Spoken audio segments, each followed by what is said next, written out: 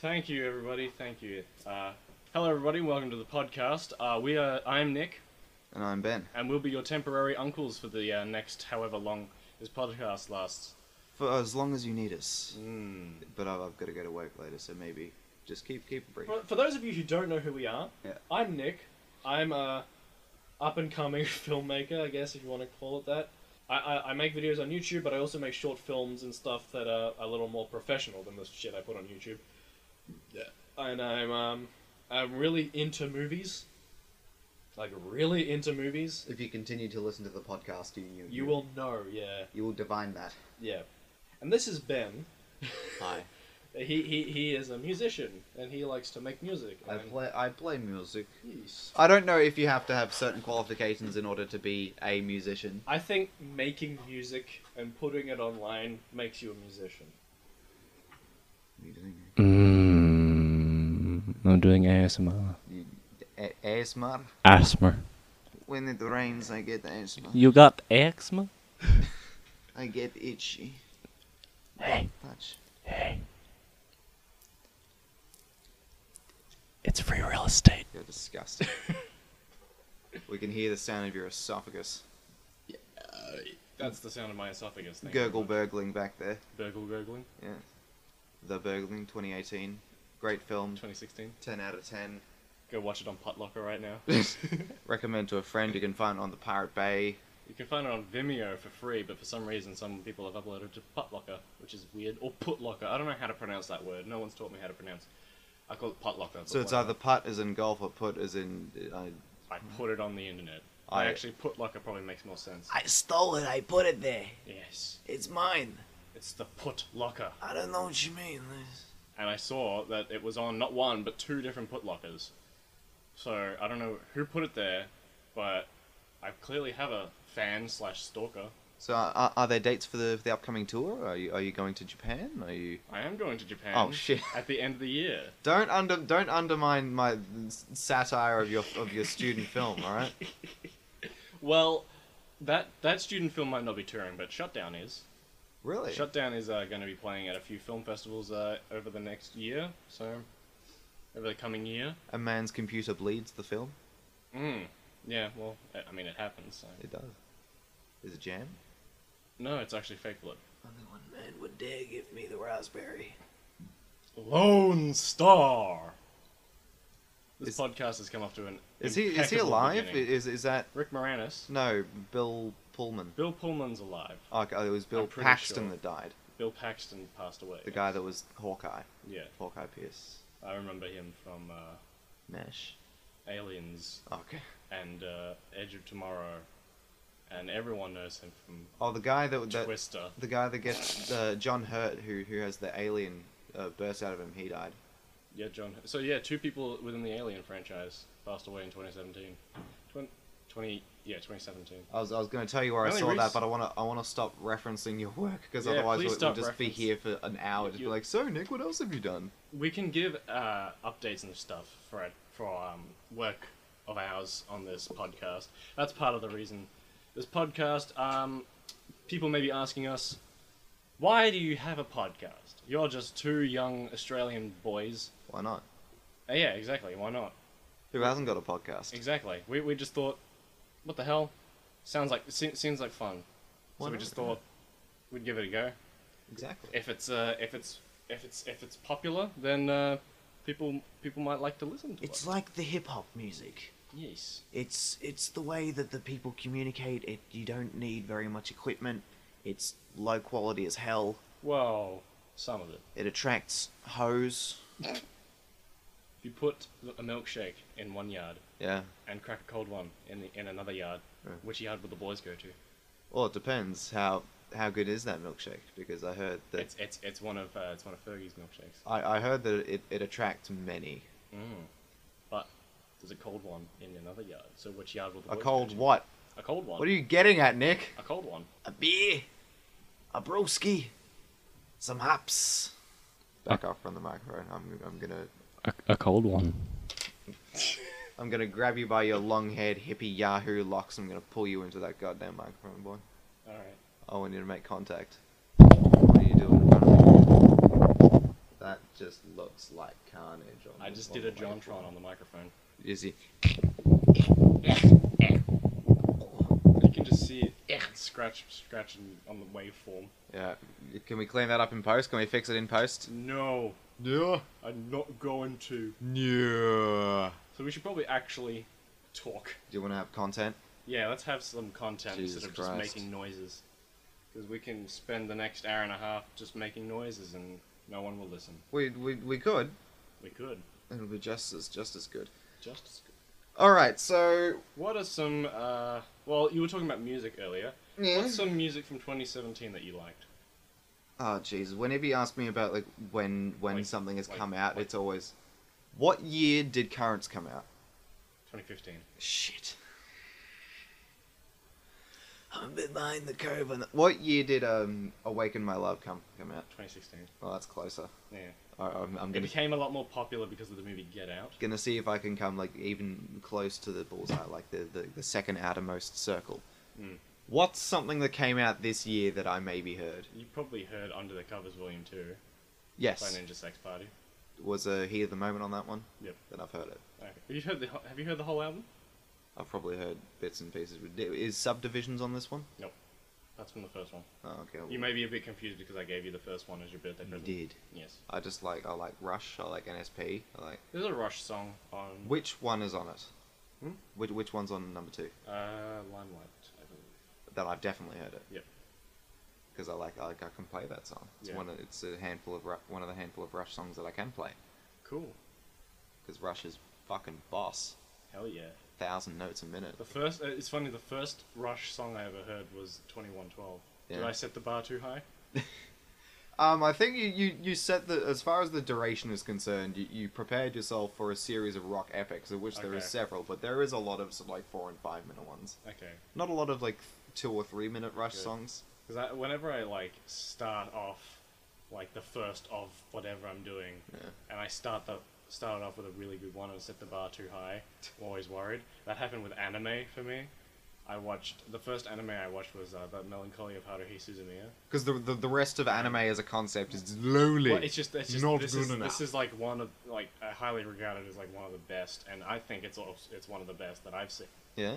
And I think I set the bar a little too high because a few of the other shows that I watched afterwards were not as good. Have you ever watched one that's about a hallucinogenic teddy bear that's got like a sexy nurse who's also like doubles as an androgynous 10-year-old and it gives their patients drugs to get over their anxieties? No, what's it called? Oh, fuck, I don't know. It's called like fucking Hirohito Onagashi Subaru. I don't know what the name of any of the only name of an anime that I know of.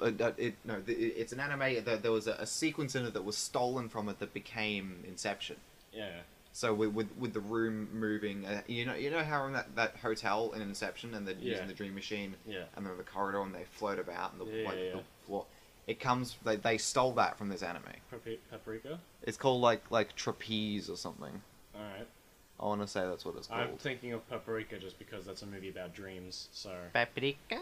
Paprika's a good one. That's Maybe a good I'm one. thinking of 2 different ones because Maybe. there is Paprika one where does have a few similarities they like to fall Inception. into like a sleep and they have like the weirdest goddamn dreams. I mean, that could be I think a I'm just number of anime. I'm confusing 2 just weird ass Japanese features. Yep. But there is one that I remember watching called Kids on the Slope, and that's about a jazz band, or it's about some kids that play Live jazz. action movie? No, it's Anime, anime. okay. It's 'Cause anime. I watched a live action Japanese movie Yeah. where it was about a jazz band. It was very much just like a Japanese school of rock, but it actually was better. Well, these kids are in school, but, Yeah. but it is animated. Okay. It's excellent though. Have you seen?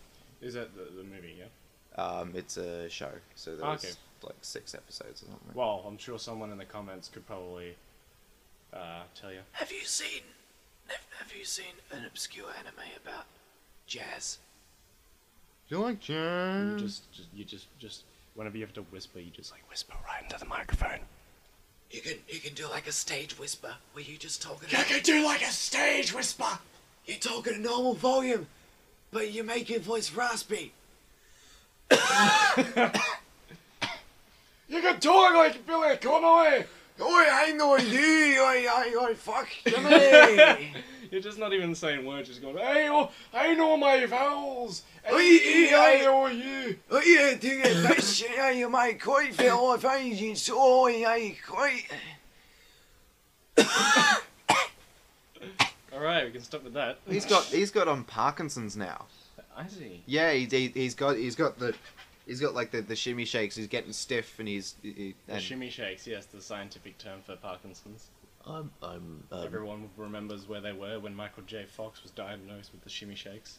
Mr. Connolly, I have to apologise. You have the shimmy shakes. Why is Mr. Connolly talking to himself? No, it's that would be You just Sean said- Connery. You just said Sean Connery. I said You were doing Mr. a Connolly. Yeah, Mr. Connolly. I thought you Yeah. said Mr. Connery. No, he's So not it sounded like you were Japanese Scotsman who confuses his L's and his R's. Yeah, it sounded like you were just doing a Sean Connery impression and telling himself that he has the shimmy shakes. As mutually unintelligible as any Scotsman. It's just there are extra rules to this accent now. Hello, I'm Billy Connolly. Did you know that I stand in the first James Bond? The name's Bond! James Bond! Hey, you fucking Goldfinger! You want to give me the lunch codes, me? Okay. Everyone knows. It'd be a different film. Everyone knows Billy Connolly's best role. James Bond. in open season. Oh god, it was a squirrel? Yes. Lean on my nuts, I purposely refrained from doing an impression because I knew the word nuts would be involved. Yeah. Stay away from me nuts, yeah, wee little... Yeah. You touch my nuts, you Isaac cunt! Oh, I might have to bleep that. No, you can't. I'm kidding. It's expected. It's a Scotsman. Ah, true. It's vile. And also, we're Australians. Alright, should we have another conversation about something? Yeah, we that will should. then devolve into us just making noises. This is, non sequitur the podcast. Yes, I mean... Two men can't okay. choose what to talk about the podcast. Yep, here's another fun English person to do an impression of. Mark, okay. No, Brian Blessed. Brian! No, Brian! I can't do it now for some reason. I used to... Edgar! Yeah. Brian Blessed! Oh, that's excellent. That's it. I for some reason I was tilting my head the wrong way. Brian Blessed! But you can only do an impression of Brian Blessed by yelling. My son, Edmund! Flash Gordon! Jesus. Because he's in Flash Gordon. He's for every one of us. He plays Hawkman. Stands I for don't know, every one of us. I don't know what the actual character's name is, but I call him Hawkman because he looks like Hawkman from DC Comics. Does he fly? Yes. Does he fly like one of your This pretties? is my impression of, Hawkman.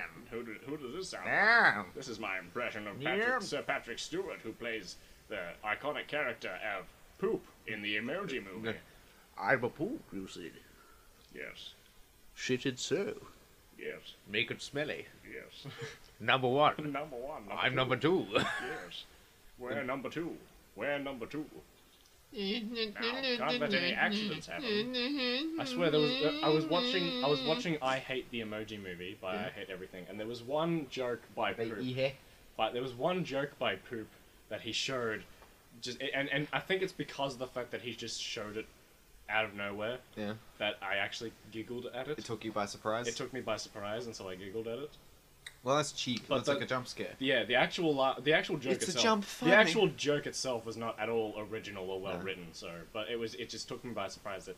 I mean, it's like when you're watching the important playlists, the important videos playlist, or the instant regret by clicking this playlist, and that you'll get stuff from like actually made movies, completely out of context, that take you by surprise, and it's funny. Like, Who touched my spaghetti? like, I don't know why. Makes you laugh so much. I don't know what the context for that video is, where there are two dinosaurs, and one of them has got like a synthesizer for a voice, because it doesn't sound like a person singing. Like, it's like ready, ba ba ba ba. It's like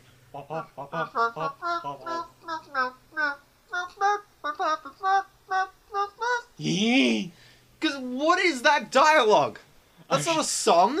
They've just taken, like, in the middle of doing of a person saying a word, they've cut out like half the word, and so that you've got, you know. Do you think I've taken this too seriously? Like, yes, yes. It's not actual comedy gold. It's just someone editing a video. There were actually. And you just find it hilarious for some reason. I can easily do a try not to laugh challenge and watch and not laugh at it, but then you just lose your shit as soon as you see It's less funny now, but the first time that I saw it, I wasn't expecting it. You were just ruffling. You were ruffling all over the place. Yeah? Yeah. ROTTFLE and TTYLXOX and once again, this touch my podcast chest. Once again, this podcast has just devolved into noise. This is a closed room, Nicholas. I It's should a closed studio. I should have just stood up and put my butt. This is a closed set. That's my best Brooks. That was what? That was supposed to be Mel Brooks. Yeah, you just make yourself raspy. He's not that raspy. I'm from Williamsburg. He's not that raspy. He is now. He's 90. Yeah. He's old. I tell you, I used to go to the synagogue and they'd be like, he should still attempt to make Spaceballs 2 while he has the chance. to search for more money. Because I don't think anyone else could make Spaceballs 2. Well, he doesn't need to search for more money. He's rich. Yes, but the characters are searching for more money. Oh yeah, but I think the implication is that the studio was trying to get more money by cashing in on it. I can't think of another director who could do Spaceballs 2. Oh, no one. I think he's the only one that owns the rights to it, so that's probably the reason. And because of all the Star Wars that's happening at the moment, like now would be the perfect time to do a Spaceballs 2. Just shit all over it. Just make it one huge reference and be like, yeah. "Hey, remember when Chewbacca was Harry?" They could easily play on the nostalgia from the first, from people who like the first Spaceballs. Yeah, and do that as a parody of the way they played on the nostalgia with. Well, the the whole Force thing Awakens. is shtick. None of it is meant to be like, hey, it's plot. It's all just meant to be a piss take. And it should be, because it's a franchise that needs to have its piss taken. Yeah, I believe that. I mean, I liked the last 3 Star Wars movies. I'm not saying that they're masterpieces, but I still enjoyed them. So. I've got problems. I mean, I think Got issues. Rogue One was really good. Did you see Rogue One? Rogue One was a horse of a different color. It was a different type of film with a Star Wars skin on it, because it was dour. There was absolutely there dark. were a few references to Jedi, but there weren't actually any Jedi in the movie. Jyn Erso is wood. Wood. Yeah. As in she's not a good actress. Is it? Who the? What the? We're built on hope. Hope. I'm going to win. Hope. But the best part of it was Chirrut. It was a Forrest Whitaker is the best part. Oh, I thought Chirrut was the best part. Who is that? The blind man. He's pretty good. I like Blind Chinaman. Yes. He's my favorite character. And his friend Attila the Hun. His friend Asian Gunman. Together, the Blind Chinaman and Asian Gunman, we shall win. But they don't. They kill everyone. And then they die. Spoilers. Well, it's very un-Star Wars. It's sort of it's a depressing film. Star Wars shouldn't be depressing. It felt hopeful at the end, because because we know where it goes. No, because we know that there are 8 films after this. They carried on. They managed to carry on their mission successfully. So it doesn't matter that they died, but it was they managed to do what they set out to do. I suppose we're going to die now. So it's not it's not an incredibly sad death, because they actually carried out their mission. Well, it's sad because it was like we're gonna do it and it'll get destroyed in the process of it. But it's only hopeful because we know that A New Hope is the immediate successor of that. True. We know that there is a hexology to come out of that. That's the whole point of this movie is to just be a predecessor to Star Wars: A New Hope. The whole point is that there was Star Wars, and now this film came out. Yeah, like this film wouldn't exist on its own. Oh, yeah, probably wouldn't. No, it was literally made to explain, like, the whole movie was literally just made to explain the plot hole of how they destroyed the Death Star in A New Hope. Well, they told that in the film. You see it.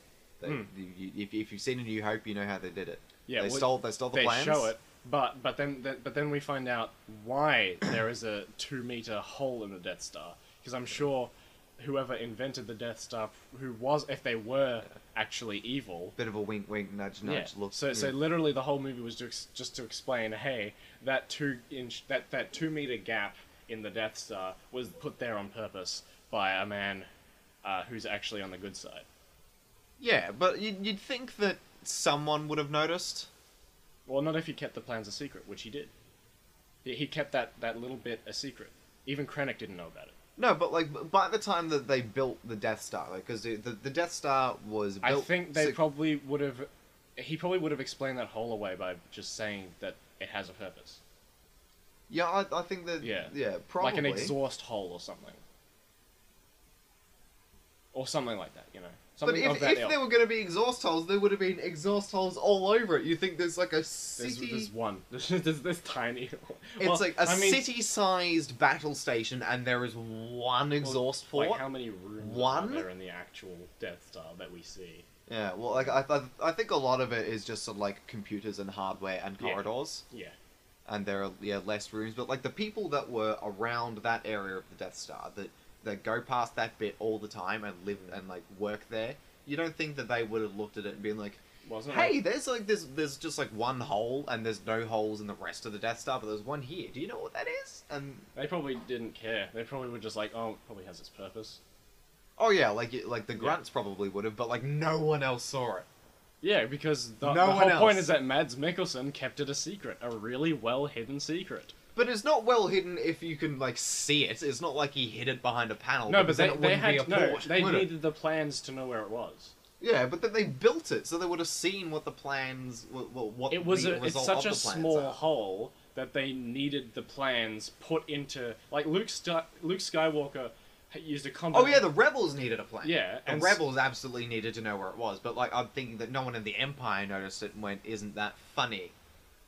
Yeah. No one noticed it because it's so small. Yes, it is. It's so unnoticeable. But, that way you wouldn't have been... Like, Luke probably wouldn't have been able to find the hole on his own. Oh, absolutely not. Using the Force. So, that's how small the hole is. It's of so course, small. Yeah. So anyone that doesn't work on the Death Star would have no chance of knowing where it is. Why are we even arguing about this? Because Star Wars is something to argue over. I don't think Star Wars is a huge legacy. It's worth billions of dollars, and a lot of it is just, like, wankery at the moment. I thought The Last Jedi was really good. So. I think that, look, with the newest films, I think that if Star Wars had never been, if these new films came out, then they would have been huge hits on their own. They would have just been great. They would have been great pieces of cinema. However, they are built on legacy. But the whole point is that they are the legacy of Star Wars. They are sequels, so they have to follow on the story and try to keep... They have to...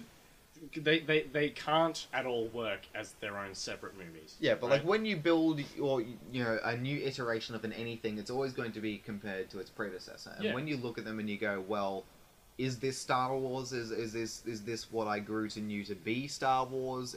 Are there problems with it that the original Star Wars didn't have? And I think that you can sort of say yes to a number of those things. As a kid who grew up with watching the Star Wars movies, I'm just incredibly happy that I get to feel the way that people did back in 1997 and 1983 and all that, and just see this big, epic blockbuster series in the theaters. And the way we feel about like watching these movies is probably very similar to how people felt when they watched the first trilogy in cinemas and not the prequel trilogy. Possibly. I think that it would be, like we've got someone in the house. Apart from the fact that we are already invested in this universe. Yeah, well, we've got someone in the house that we could actually ask about that, but because like my dad saw the original Star Wars films in cinemas. My parents saw the original Star Wars films in cinemas. But I think like in 1977. Like Star Wars wasn't a thing, so it was completely fresh. And then when you went to see number 5, like apparently number 5 was not well received. Really? Apparently, people got to the end of it and they sort of like went, well, like the general public. Well, I think it's because back then franchising wasn't a big thing. So when Episode 5 ended on a semi cliffhanger, cliffhanger, like that was big. People were probably just like, what? Yeah, like apparently that the general public sort of watched they watched number 5 and sort of went, I don't understand, why would you not finish it on like the climax? Yeah. But the people that were into the films went like, yeah. Nowadays, when a movie ends on a cliffhanger, you're just like, okay, sequel. Yeah, but Back then, sequels weren't like a massive thing, so they'd just be like, why did you not finish the movie? Oh, okay, there's gonna be another But one. you don't. But when you see a cliffhanger Was it like called that, Episode 5 when it came out? it was called A New Hope. Well, no, sorry, it was called Empire Strikes Back. Yeah. I think after number 4, they started calling them 4, 5, and 6. Because I remember the first one was Star Wars: A New Hope. The first one was just called Star Wars when it came out. It wasn't subtitled. I don't think it was called A New Hope. I think when it was first in cinemas, it was just called Star Wars. Right.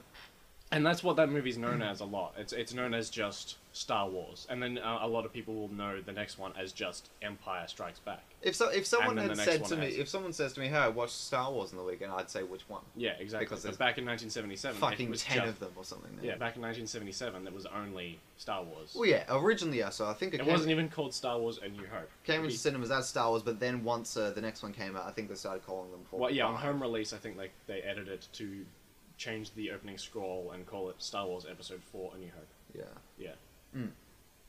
But there wasn't the whole rigmarole that we have now, where everything is about, oh, well, I saw the original ones, and because it is absolutely, it directly piggybacks on the original ones by having the original characters in there, by continuing their story. But that's what a good sequel does, is that they include the main characters. Yeah, well, it has a relevancy, it has a reason to exist, but for a lot of people, they look at the original character storyline and go, well, it finished. We saw it, we watched it end, we watched number 6, and we go, okay, it's done. And then when George decided, he wanted to make new ones to explain the original, there was at least something to sort of talk about. Okay, so yeah, you could easily watch 4, 5, and 6 and not have to watch the new ones. Yeah. You could, like even Rogue One seems more essential to watch than Force Awakens and that. But they're just fun movies for a new generation. I don't think they have to be anything more than that. Well, I don't think, these films did not need to be made. No. No one was like, I fucking need a new Star Wars, dude! I think they're good to make just to keep making good sci-fi movies. They need to be made because Disney paid George Lucas $4 billion. That's yeah, well, there's that too, but also I just think we need more big, crazy sci-fi epics, and that's what Star Wars can be. Well, so we've had bits and pieces of if they sci-fi. didn't make the new Star Wars movies, we'd have Guardians of the Galaxy to take that. Well, I think Guardians is perfectly serviceable in that way. Yeah. I think it's. But the thing is, it's a bit more like, it's harder, hey kids. It's harder for Guardians of the Galaxy to be the next Star Wars because it already exists within another franchise, the Marvel Cinematic Universe. So yeah. It is harder for that to be its own thing. Yeah. Especially now that it's connecting to the other movies through the Guardians being in Avengers Infinity War. Yeah. Yeah. But I think, like, with Star Wars, I'm going into it and sort of saying, like, convince me that you didn't do this for the money. Convince me. And I don't think that they have so far. I think that all 3 of the new movies have been made out of a love for Star Wars. I think the people that actually made the films, I think that they had a love for it. I think Even the people that commissioned the films just want maybe the money. people at Disney who wanted Lucasfilms to make more were probably in it for the money. But the people at Lucasfilms, I think, did it out of a love for the franchise. Yeah, well, of course, yeah. I think the people that are charged to make it, the directors that they get on, the people that they get even to play the producers as well. I think people Kathleen that they Kennedy, get to play the roles. Kathleen Kennedy definitely has a love for the stuff for the franchise and not just money. I think that they want to make a good film. I think they want to make the Star Wars that they want to see.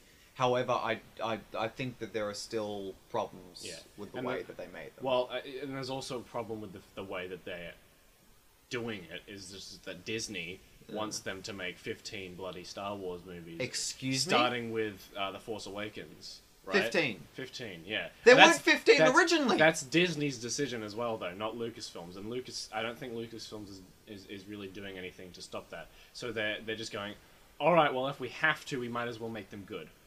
Well, like... And we might as well put people who we trust behind them. That's why, we're going to make this trilogy. That's why there's all these spin-offs, and we're just trying to make them worthwhile and not feel like just pointless spin-offs.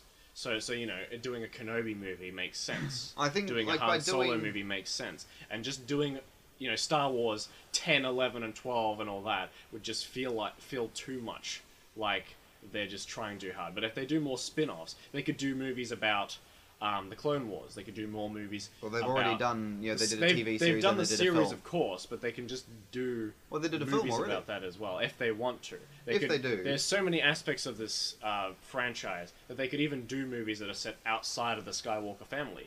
They could do them just. They could be set within maybe the Star Wars universe, but not actually involve any of the Star Wars characters. Gary, we're gonna see the Juju Bahul film starring. Yeah, it's just, I know 15 is too many, but if they have to, they might as well make good movies out of it. I don't want to see Star Wars just become a bunch of movies that are exactly like the prequels. I'd rather see more movies that are like Rogue One or The Last Jedi. You know, I don't want to see any more Phantom Menaces. Well, the thing is, like the prequels had a definite purpose. I think that having the prequels having been made, I'm kind of happy that they were, because there was definitely a rich backstory that needed to be fleshed out, because there was a lot of history with the characters in number 4. One thing that they could do for these for 3 of these 15 movies is that they could remake the prequels. No, they don't need to do that. I'd be fine with the prequels being remade. If any Star Wars movie were to be remade, I'd want it to be the prequels. No one could ever remake the original trilogy. I think that they are encroaching enough on. I feel it's sort of our space as fans. Yeah. I think it belongs to us, and it's our property. It's something to sort of show to your kids, and they're already encroaching far enough by making more films.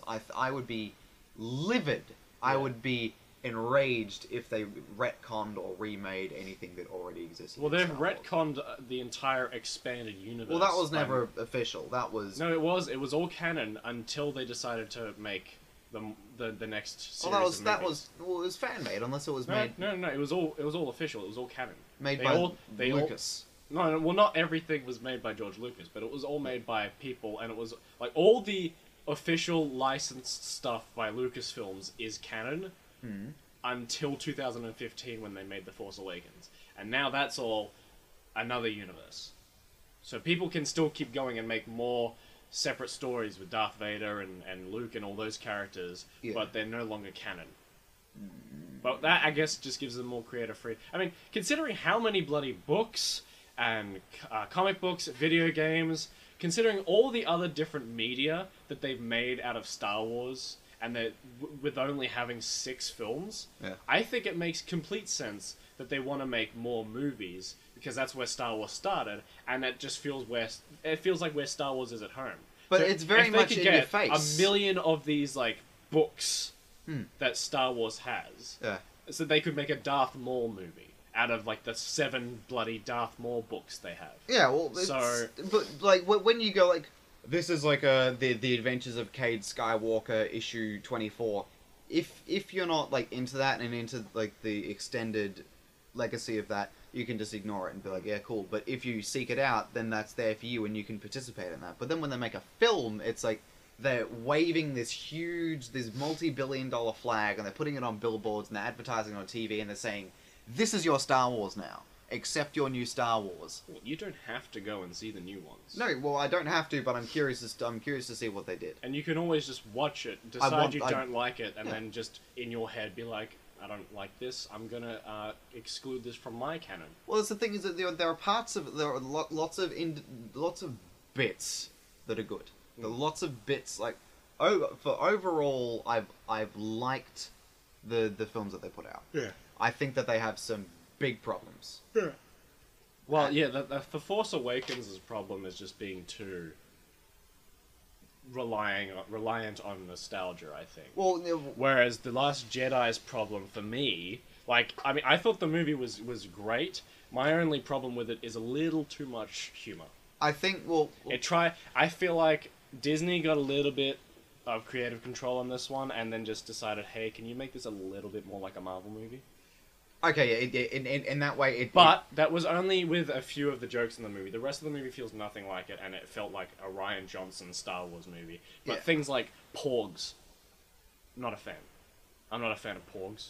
Mm. I don't think that they needed at all to be in the movie. They were there purely to sell toys. Yeah.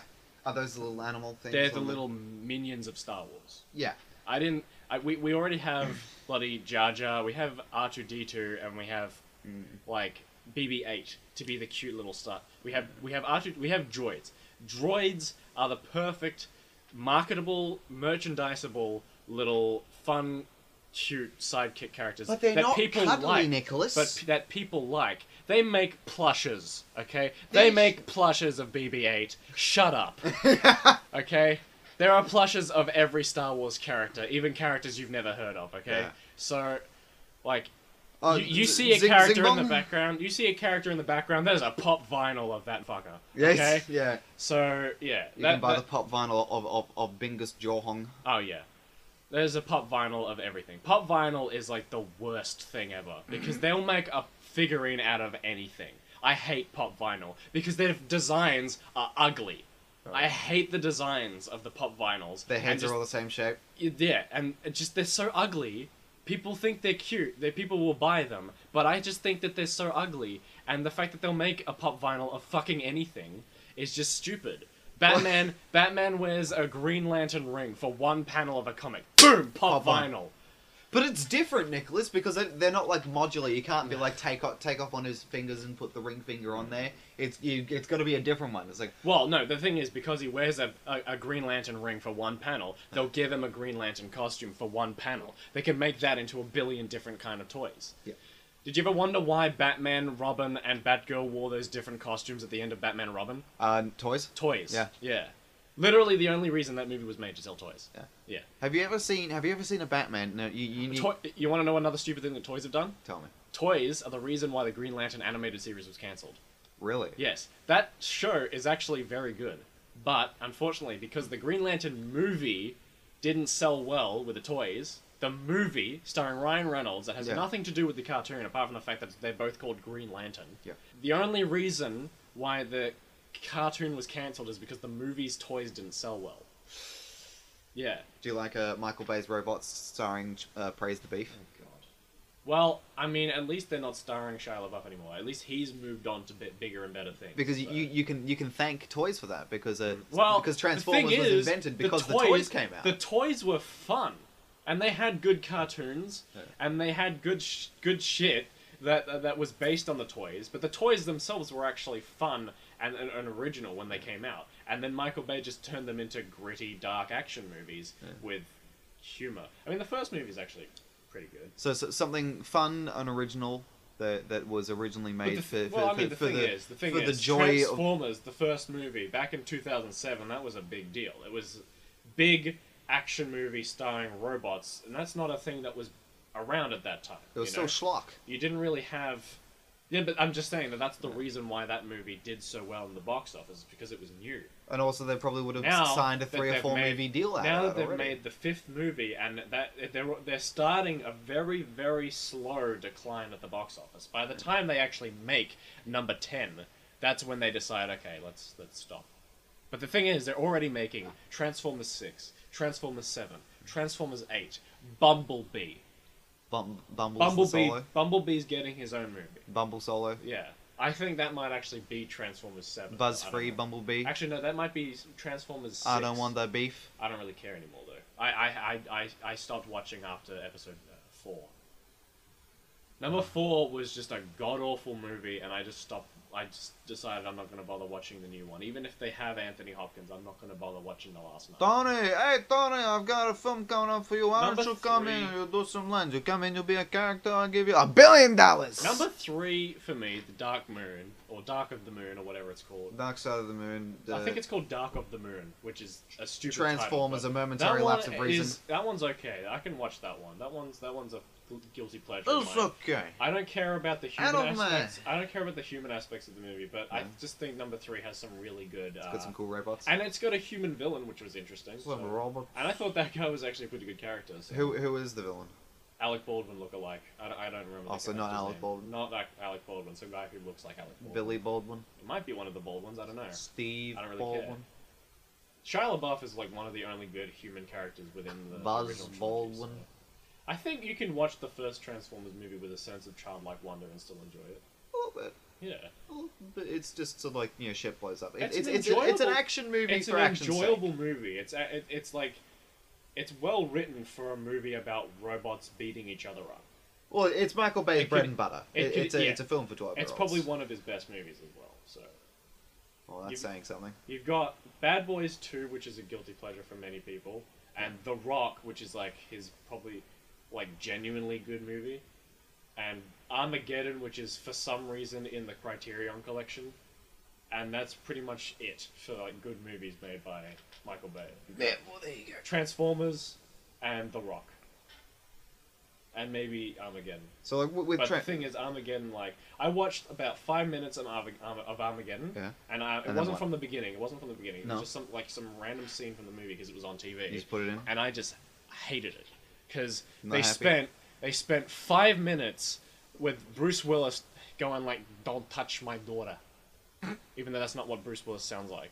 But like, they spent like a good 5 minutes of these guys just telling Bruce Willis that his daughter is hot. And then him going, "Don't touch my daughter."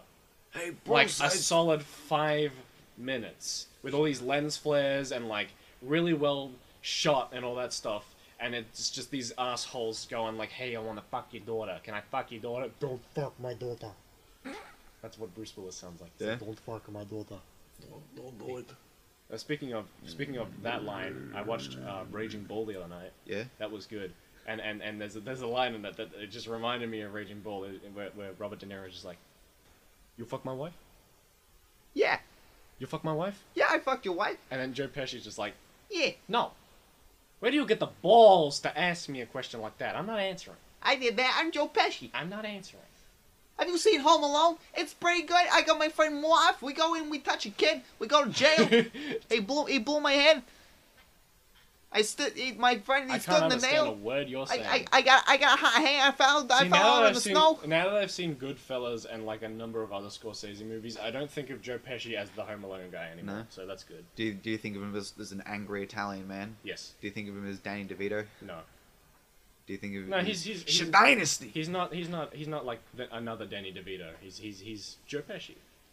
He's his own character. So I think of him as the character from Goodfellas now. Do you think that there is a role that could be improved if you swapped? Funny how? Like a clown? Like a clown? I amuse you?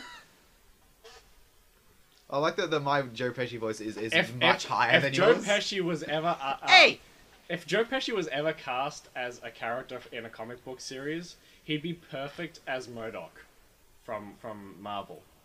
Although they'd clearly just have to make him look like Mr. Electric from Sharkboy and Rapigal and just put his head on a weird-looking square body. Joe Pesci would be a really good voice for MODOK and maybe use his face for the likeness of MODOK, but there's no way you could like make a realistic, practical costume for the character of MODOK. He'd have to be CGI. Yeah. Yeah. Do you just use his head? Yeah, just use Joe Pesci. His head's kind of boxy. He'd be a good choice for MODOK, I reckon. Just sever his head. Just let it sit out for a couple days. It'll turn green. You know, that'll. MODOK's not green. I don't know. In my head, he is. I'll show you what MODOK looks like. I'll show you what MODOK looks like. Do you think that there was a role that could be improved if you traded Joe Pesci for Danny DeVito? Any of the Guardians from the shitty Green Lantern movie. Is Danny DeVito in that? No. Oh, so I said if you traded Joe Pesci for Danny DeVito. Oh, okay. If you traded Joe Pesci for Danny if you DeVito. swapped, Sorry, I didn't hear what you said perfectly. If you swapped the role, we role, spent a good 20 minutes just talking about Star Wars. I don't want to talk about Star Wars anymore. No. Yeah. What was it?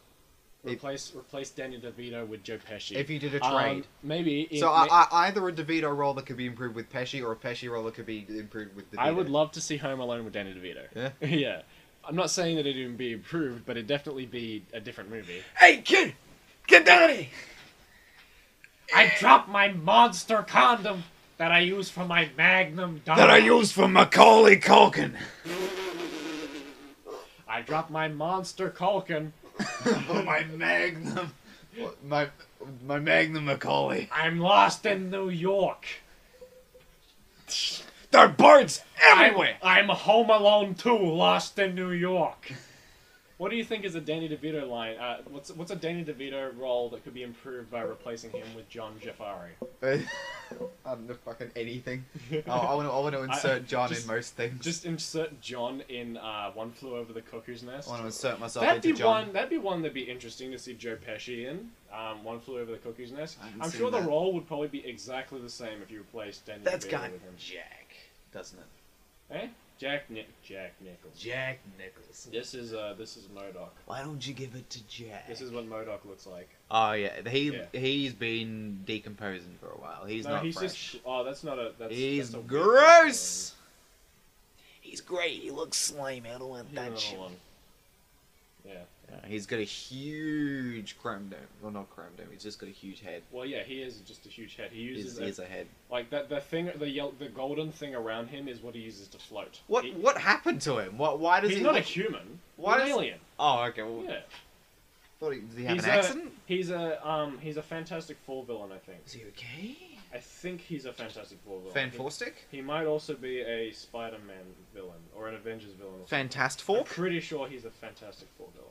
Miles Teller starring in Fantastic? I don't want to think about Fantastic. Okay, Dude. it just gives me bad memories of Justice League. Well, what if you watched Whiplash and the main character was Mr. Fantastic?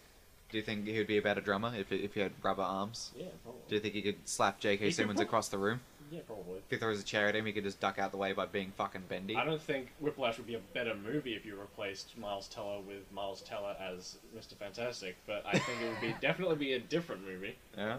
Yeah, and then you replace J.K. Simmons with J.K. Simmons as Commissioner Gordon. You replace him as a J. Jonah Jameson! I want pictures of Spider-Man! I want pictures of Buddy Rich all over the studio! Yes. The- This is my impression of J. Jonah Jameson. Ladies and gentlemen, my impression of J. Jonah Jameson. Hey, can I have pictures of Spider-Man, please? I'm sorry I yelled at you earlier. I've been under a lot of stress. Just playing that fucking drum set real nice. It's for real estate. It's not... looks terrible! Look at that waveform. That's what...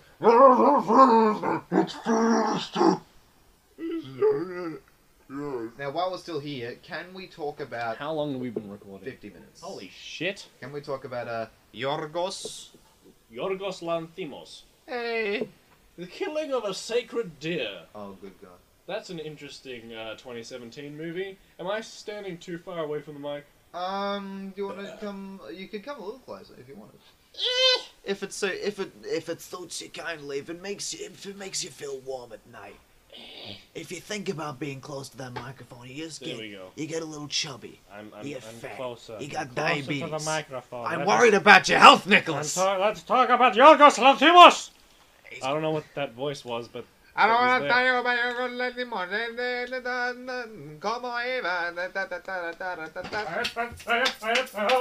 I don't know why I did that, because I have change in my shorts pockets. No, it's good. It's rhythmic. I like it. No, it wasn't. Helps keep time. It was just jingle jangles. Keeps time. It keeps rosemary. It keeps... Time! Okay, let's talk about Yorgos. We spent 5 minutes talking about Yorgos Lanthimos. Let's actually talk about Yorgos. It's meta as hell. So what did you think of... Before we Killing of a talk about Sacred the specific films themselves, Oh, yeah. I wanted to say a little something about, like, with most films where they present the life of an individual or a situation, they present it in a way that makes you go, I want to get in on that. I'm kind of envious. I want to see what this person's life is. I want to experience it. And in some films where they have like a love scene, a romance scene, you go sort of like, Oh, right, okay. and you might feel a little dirty, but it's gratifying. You go, Ooh. Oh, Nicole Kidman? Wow. Breasts. but when Yorgos presents you worlds, he presents you situations, he presents you relationships that make you want to look away. Yorgos is the cinematic equivalent of a train wreck. You look at him and you just go, Well, and you can train wreck is used to describe train bad, wreck. No, bad train wreck things. in the greatest sense. Yeah. In the sense that what he does is artistically valid. Yeah. It makes me look at it and go, "You're a clever man. I appreciate what you did, but I never want to see this. I don't want to I view could this watch again." The Lobster again, though. I could watch It's The been- Lobster. It's been 2 years since I watched The Lobster. I could watch The Lobster. The Lobster. That's For those of you unaware, because I'm sure most of you are unaware, the lobster. It's just a fun running gag between me and Ben. It's just a fun inside joke because of the movie The Lobster. He just loves saying The Lobster in Colin Farrell's voice. Yeah, that's I get immense joy about pretending to be Colin Farrell and saying The Lobster. A lobster. I love to see. They live for a very long time. Yes. If I became an animal, I'd love to become Johnny Depp. If you could Get it? Because Fantastic Beasts. Ah, Yeah. Johnny Depp. Because spoiler alert, at the end of Fantastic Beasts is when it comes. I freak where they come. Fantastic Beasts and where they come from. Where should I come? That should On be the Fantastic Beasts. That should be the title of the movie, Fantastic Beasts and Where They Come From. No. That's what I was originally going to say. Fantastic Beasts and Where They Come. And where to find them. I thought it was where they come from for a sec, but anyway. Really hairy animal and exactly where you should drop this hot load. I genuinely freaked out at this moment in the movie because I had no idea what to expect because I hadn't seen it. And I watched it, and at the very end of the movie, Colin Farrell just turns into Johnny Depp. And I'm just like, what?! Does he really? Yes. Sorry if I spoiled the movie for you, but yeah. I probably was going to say it. Yeah, it's just like at the very end, it just suddenly that happens, and I'm like, what? What? Why is that? What? Why is Johnny Depp in this? Where did he come from? And then and then another thought came to my head after I watched the movie. I'm like, okay, this is the second movie that I've seen where Colin Farrell turned into Johnny Depp. Yeah. Well, actually, it was the other way around. How many times have you seen a crossover? There was a movie called The Imaginarium with Dr. Parnassus where Heath Ledger's character Gilliam, he turns into Johnny Depp, Jude Law, and Colin Farrell at different points in the movie. Right. Yeah. So technically he does. Technically it's the other way around because Johnny Depp turns into Colin Farrell, if anything. But, does Johnny Depp play just himself in? No, he does a good job at pretending to be Heath Ledger. So. No, just like. All three of them do a good job at pretending to be Heath Ledger, even though his character's American, and has an American accent when he's played by Johnny Depp and Heath Ledger. It's funny how when he's being played by Jude Law, he's British. Because Jude Law's British, but it's just funny how his accent changes, even though the only thing that's supposed to have changed is his face. Like, in the context of the character, the only thing that's supposed to have changed is his face, so... But it doesn't. It's too much. His voice as well. The rest of him looks exactly the same. He's wearing the same suit, the same hairstyle and all that. It's just his face is now that of Jude Law. So things that are not changeable about an individual, such as their voice or their face, they've changed, but things that can change between people, such as the clothes that they're wearing, that's gotta be the same. If he's not wearing the same vest, we don't know. Have you seen the movie? No. Okay, so basically there's another world called the Imaginarium, and then you step through a doorway to get into the Imaginarium, and at every point in which Heath Ledger's character steps into the Imaginarium, he stepped in after another person, and because he's wearing a mask when he first meets them outside of the Imaginarium, when he goes into the Imaginarium, his face becomes that of the person. His face becomes that of what the person imagined. Yeah. And it's established earlier on in the movie that the Imaginarium can change you because some drunk asshole steps into the Imaginarium, he gets his face covered in mud, and then he's suddenly being played by a different actor. Yeah. So it's established earlier on in the movie that faces can change in the Imaginarium. So yeah. It can make you a different person. It can change your voice. And it's easier. But God forbid, can it change your pants? But yeah, they did a really good job at like subtly explaining why suddenly Heath Ledger is now Johnny Depp. Literally the only they don't explain it like right up to you. They don't do a Mr. Exposition scene and just say, oh, he was wearing a mask and that's why his face was different, because there is absolutely no time for that in this movie. So I can see you've been through the Imaginarium and it changes you in a way. This is a Terry Gilliam movie. There's not going to be exposition. They don't explain. What are you, stupid? What are you, dense? What are you, retarded? I'm the goddamn Batman! A panel from a real Batman comic. Jesus. Written by Frank Miller. Written by Frank Reynolds. Yes. Actually, that would make more sense to be written by Frank Reynolds than Frank Miller. Do you want to drop acid with me? Anyway, Yorgos. Yorgos! So, is that all you wanted to say about Yorgos? Yeah, that was the first thing that I wanted to say. Alright, what else? Did you want to talk about his movies then? Yes. Yes. So, we've both seen The Killing of a Sacred Deer. We saw that in theaters. What did you think of it? The Killing of the Sacred Deer, it's... Did you like it? Yes. It's hard to... It's one of those movies it's hard to say whether or not you liked it, because it does a good job at making you not want to like it. It's a yes with several ellipses following, because watching it, I go, this is just so well written, it's crafted, I think I'm understanding what the world is, and the characters are kind of dynamic. Very well shot as well. And also because it's Yorgos, people are like, so, did you do the surgery? Yes, I did. That's a nice watch. But you can still sort of... My daughter started menstruating today. She's bleeding all over the place. She's 15. She's got budding breasts. You should touch them. Touch my 15-year-old daughter's breasts. Please. I won't. They smell. They smell? Don't ask me how I know that. We're very open. I went into my daughter's room one night, and I went right up close to her chest, and I sniffed. I sniffed. I know that I'm at least 3 times hairier than her boyfriend, who's cursed me and my family. Yes. And now my son's eyes are bleeding. But that's okay because I him. That's sorry if I spoiled the movie for you. He's not hairy at all. I'm just gonna. I'm at least 5 times as hairy as him. I'm gonna bleep out that spoiler. I don't care if it doesn't. It's not actually like cursing or anything. I'm just gonna bleep out the spoiler. You should bleep out the word, so we don't know what it is. What we did to his son. Yeah, I'm just gonna bleep it out there as well. So and then it's a good movie. Like undoubtedly, it's a good movie. It's just a bad time. I hate watching it. It's really hard to watch.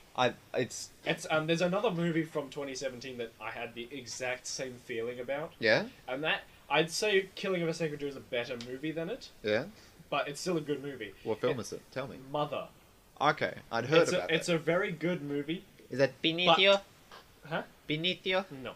No. No, it is Javier Bardem. Oh, Javier. Yeah, he different Spanish man. It's directed by Darren Aronofsky, starring Darren. He's the guy who did Aaron Aronofsky. Noah. Oh, okay. From a few years ago. Was that any good? I liked it, but I feel like it's a good movie. It's not a good religious movie, but it's a good movie. So it's not like, is it like... If you watch it outside of religious context, then it's actually it's a good movie. But if you watch it going like, I want to watch the original Bible story from Genesis, whatever. Yeah. Then you're just gonna hate it. That's why I think it got a lot of bad reviews, is from just like real uppity Christians. Yeah. Yeah. Don't show it in Hebrew school. Yeah. But it's just a good movie on its own, so. But anyway, he also did Black Swan. Okay. The Wrestler. Requiem for a Dream, which I've heard is another really good movie that's just a really bad time. Yeah. Yeah. Anyway, so Mother stars Darren Aronofsky's current girlfriend, Jennifer Lawrence. Oh, okay. Yeah, I don't know if you've heard of Jennifer Lawrence. She's a pretty small actress. She done anything important? Anything big? Just a few small movies here and there, like X-Men. Yeah. You ever heard of X-Men? Is that like with the huge Ackman? Yeah. It's good to see indie films like that. There's another small franchise, the Hungry Games. Oh, is that the one where they open up that small burger restaurant? It's like a rip off of the Japanese movie Battle Royale. All right, I heard that. It's not a joke, by the way. It actually is a rip off of a Japanese movie called Battle Royale. They released the game for that by a guy called PlayerUnknown. That's really interesting. Yes. So, anyway, Mother, it stars Jennifer Lawrence and Javier Bardem as a married couple. Javier Bardem is a writer. Jennifer Lawrence is a homemaker. Yeah. And basically she's like trying to fix this house that's in the middle of nowhere. They live in this really big house, and so she made the house from scratch, or sort of. She's fixing it up. She's doing all the hard work herself. So all the painting, all the nails, all the hammering, and all that stuff is her job. And he's a writer, a famous writer. And basically, at one point in the movie, another couple start taking over their house, and then their family troubles get in the middle of their life, and so a big calamity happens. They then hold a funeral at their house. So all these guests just show up, and they just ruin everything. And so she gets them all to leave, and everything's nice and peaceful until she gets pregnant, and which then gets Javier Bardem to write another story. I like that you say she gets pregnant, obviously, because Javier Bardem is such a manly, Did masculine, I say obviously? just a virulent source of testosterone. I feel like I'm talking to someone who's already seen the movie. Sorry. So she gets pregnant, and Javier Bardem, it inspires him to write another poem. He's just leaking everywhere. The amount of virulent semen this man possesses is simply just inhuman. How did she not get pregnant earlier? With such a masculine schlong. Anyway, his butts. Shut up. Huge. So yeah, he writes this other poem, which then becomes really popular, and so all his fans then do the exact same thing, but to an even worse degree. And the last 30 minutes of this movie is like the best interpretation of a nightmare I've ever seen on screen, except for the fact that within the context of the movie, it's actually supposed to be happening.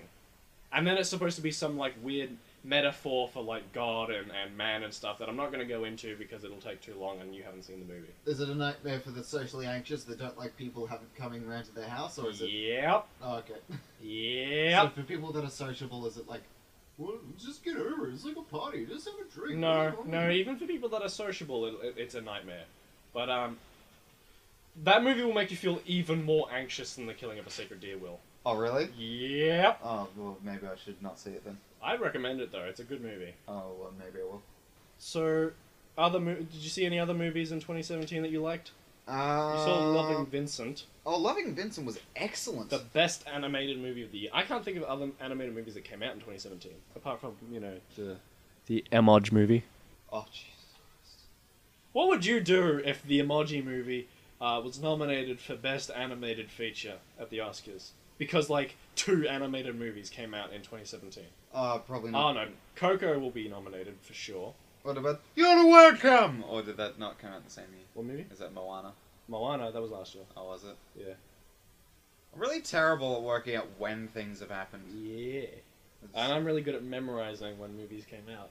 And nothing else. I can't think of any other animated movies that came out in 2017. You've got Coco, Ferdinand. I have no idea what Ferdinand is. Ferdinand's just a movie about a bull played by John Cena. Oh, okay. Did Despicable Me 3 come out this year? Oh, fuck, I don't know. I think so. I don't want to pay any mind to that. Yeah. You know what's funny about that movie is that Trey Parker's in it. Really? Yeah. Not Matt Stone? No, Trey Parker. Just Trey This Parker. is the only movie below the M rating that stars Trey Parker. This is his first ever PG movie. They probably spend all their time like writing South Park and writing, just writing and writing and writing. So They just spend their time fucking bitches and doing... fucking bitches. Yeah, bucking bitches and doing voices of small children. Yeah. Do you think they ever like bring the voices of small children into environments where it's not conducive to have children? Into the bedroom. In the middle of having sex. Zach, man, man.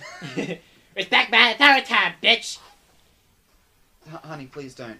I'm trying to concentrate. Well, the thing is, when they do the voices outside of the studio, they're doing like Respect my authority, bitch! and then they like pitch. Do they pitch shift? They pitch shift themselves, yeah. Have they done that always, or? I think so, yeah. Or is it just as they've gotten older? Well, when Matt Stone is doing the voice of Kenny, it's literally just Matt Stone's voice speaking into a sleeve. Who's just like, and then they just pitch it up. What are some other 2017 movies you like? So we've talked about... Loving Vincent was sensational. Loving Vincent was just and beautiful. If that movie doesn't win Best Animated Feature at the Oscars, I will be deeply disappointed. Okay, I still like it. Huh?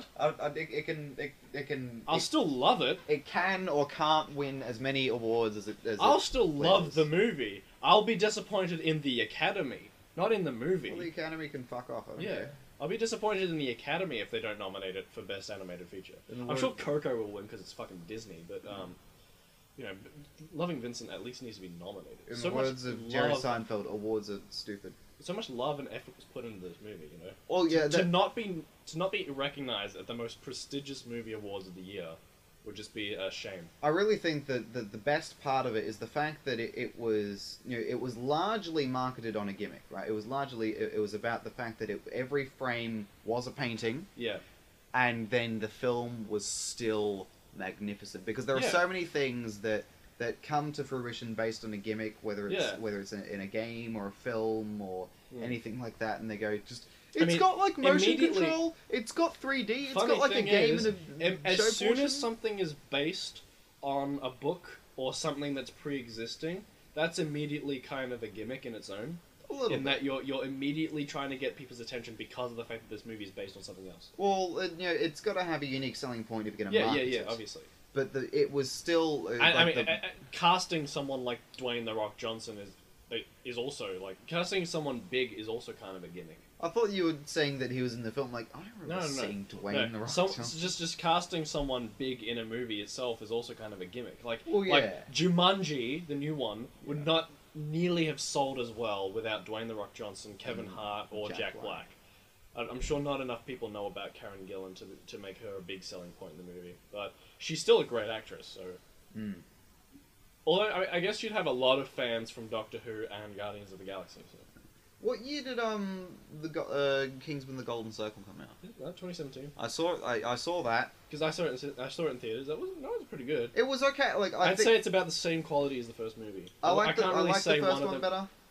I mean, there are bits in the second one that are like just feel like they were just straight up from the first movie. So I mean, first one immediately has the crutch of being a sequel to have to deal with.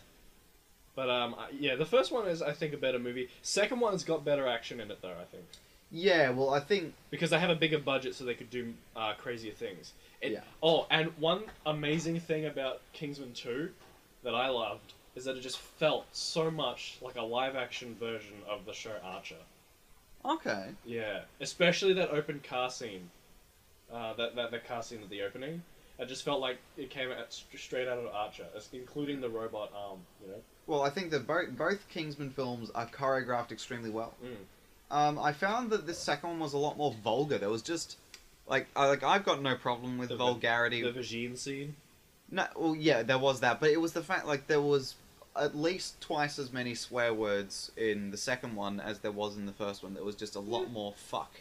Yeah. In general, and I don't know if that was an artistic choice, or if the actors were just letting off, or if it was in the script. I think it might have just been the fact that they got away with it in the first movie, so they tried to just get a bit more in the second one. But I didn't feel... I think they had a bit more creative freedom with the second one because the first one did so well. It's like Deadpool 2 is without a doubt going to be gorier and swearier and more vulgar than the first one. But I can guarantee it. I don't think it added anything. It was something... I noticed it. There was just, Kick-Ass, they did the same thing with Kick-Ass 2.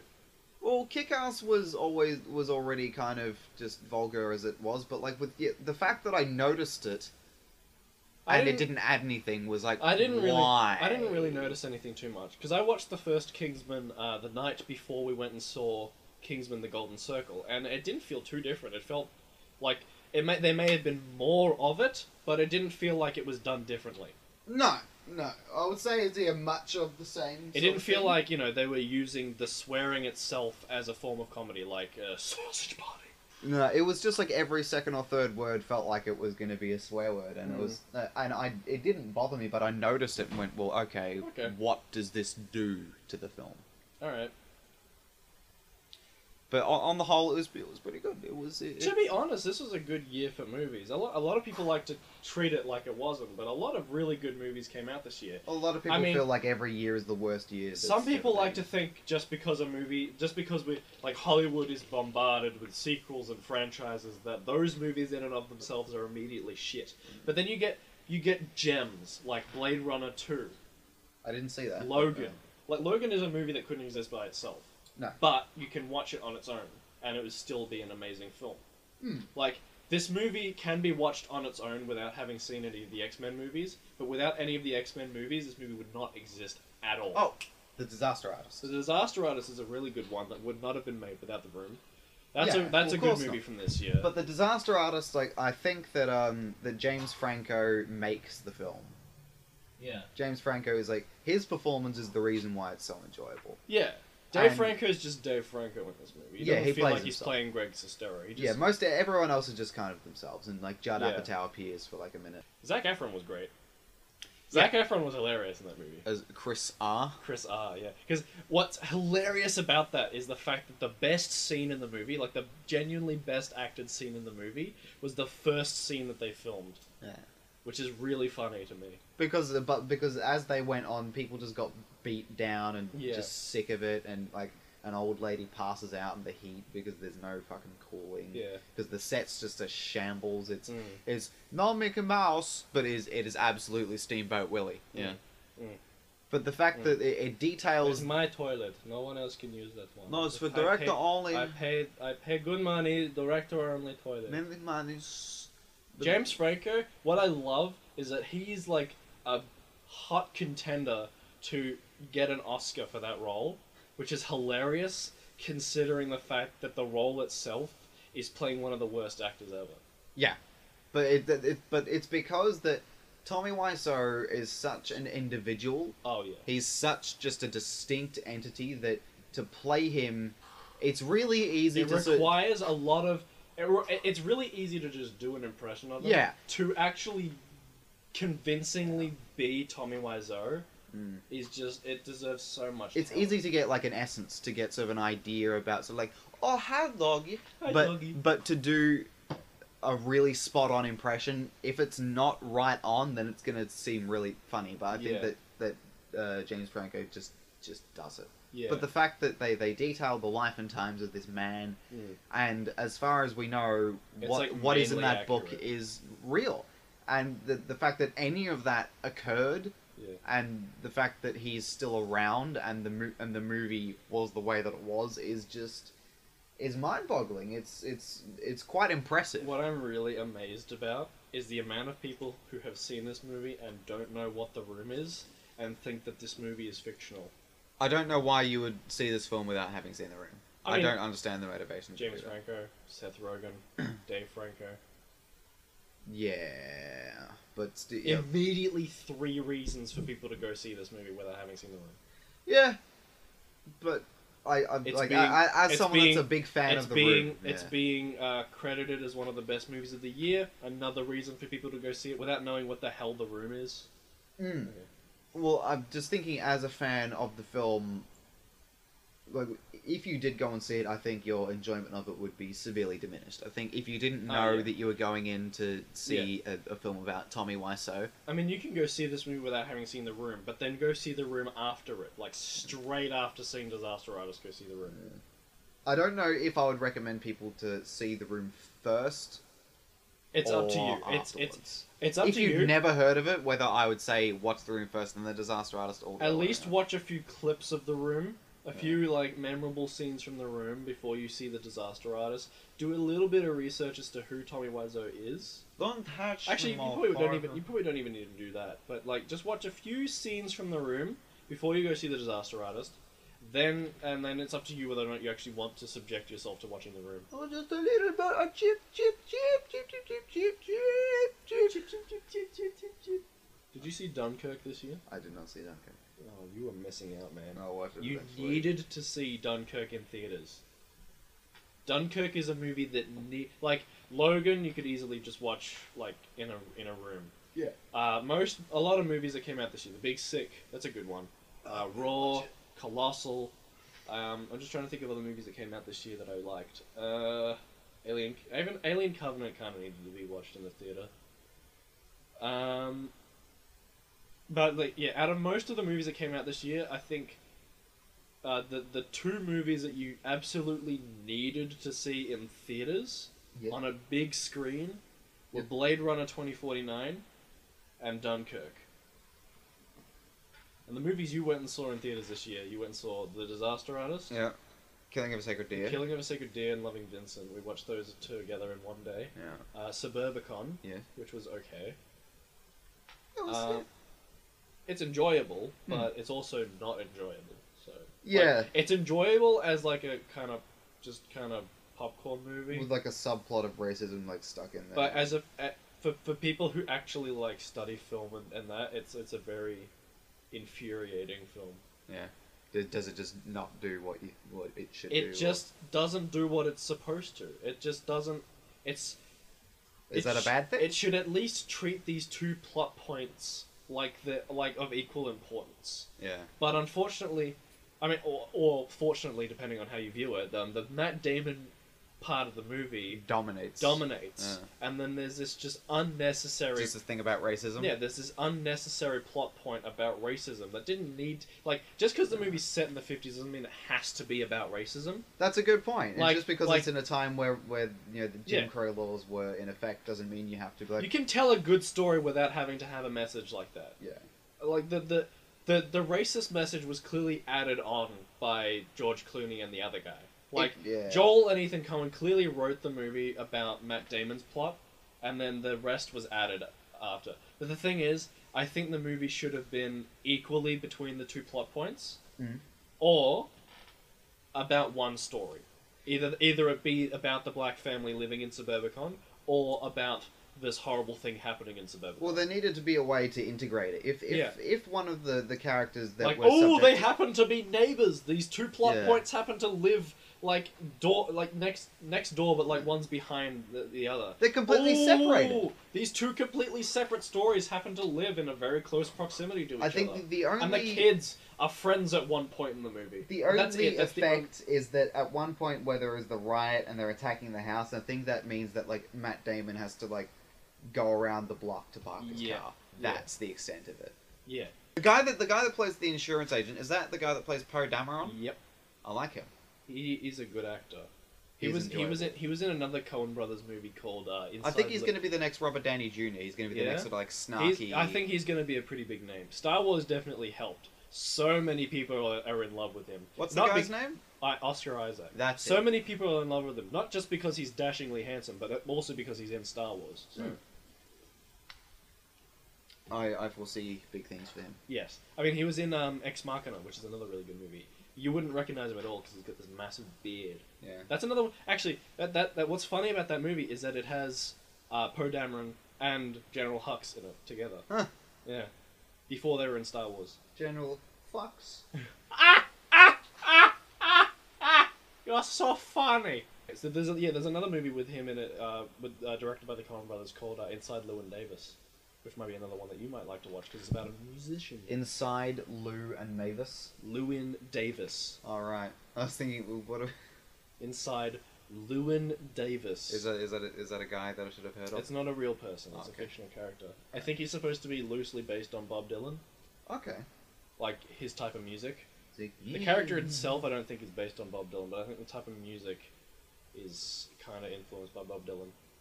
That's just something I've heard, though. I haven't seen the movie. So don't chastise me for thinking that. That's just something I've heard about the movie.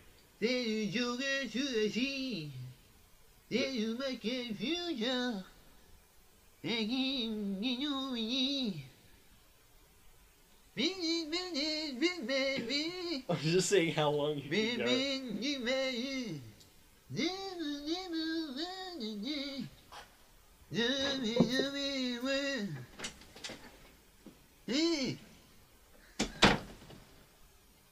Did you see Jumanji, the new one? No, I didn't. It was okay. Fucking time on that. It was okay. Yeah. I went and saw it on New Year's Eve. It was okay.